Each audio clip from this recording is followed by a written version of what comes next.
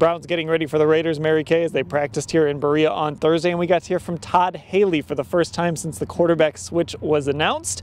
And of course, it's always interesting when we hear from Todd Haley on the issues of the day. Well, you know, yes, when he was asked point blank, were you on board with the switch to Baker Mayfield, he said he's not going to talk about those internal discussions.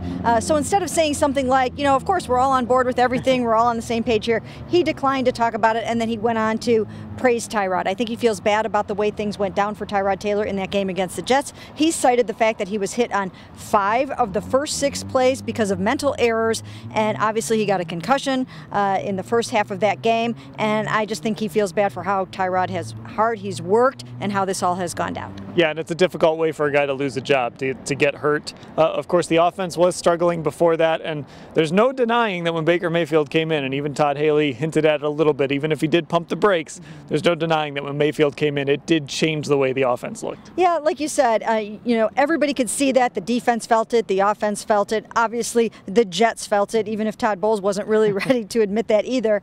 But it was just a different clip, a different pace of the offense. He gave a spark, and obviously, that's the way that it's going to go from here on out. But Todd Haley was quick to point out that there will be bumps in the road for a rookie quarterback. He's not ready to put him in the Hall of Fame yet. Now, speaking of Taylor, he was back on the practice field today. He has cleared the concussion protocol, but the team is traveling on Friday, and so it's not quite clear yet if Tyrod Taylor is going to be ready to make that trip and be the backup quarterback in Oakland. Right, because not only does he have a concussion that he's overcoming, he also has a back injury that he suffered during that game. Again, we saw him take a lot of hits in that game, a lot of hard hits.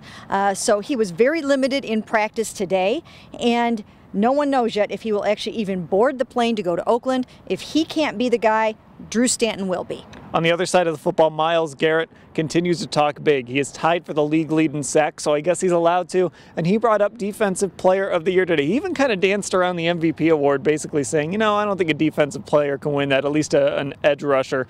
But he wants to win Defensive Player of the Year. And right now, early on, Mary Kay, he's got to be in the discussion. Well, yeah, he definitely is in the discussion. I even asked him today.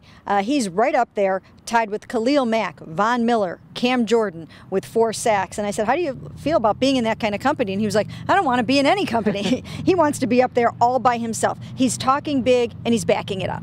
And of course, the roughing the passer rule continues to be a point of discussion. Guys have talked about it all week. Today it was Myles Garrett's turn, and the NFL releases a statement today basically saying they're not changing the point of emphasis. They're not going to make any big adjustments to the rule. Myles Garrett, as you would expect, not thrilled with a lot of the calls that he's seen. And of course, he's been a victim of one of those calls, and the one guy that the NFL has come back and said, you know what, we messed up on that one. Yeah, it's a work in progress. Nobody really knows exactly how it's going to pan out. But I think we've seen this happen before. There's a point of emphasis. Everybody freaks out in the beginning. Everybody works through the kinks.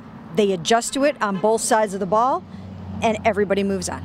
And that's what Chris Smith said earlier this week as well. He's hoping that maybe this is just a point of emphasis thing and that the calls will get better and better as the season goes along. We'll have full coverage of the day in Berea as the Browns prepare to head to Oakland and play in the black hole against the Raiders at cleveland.com/Browns.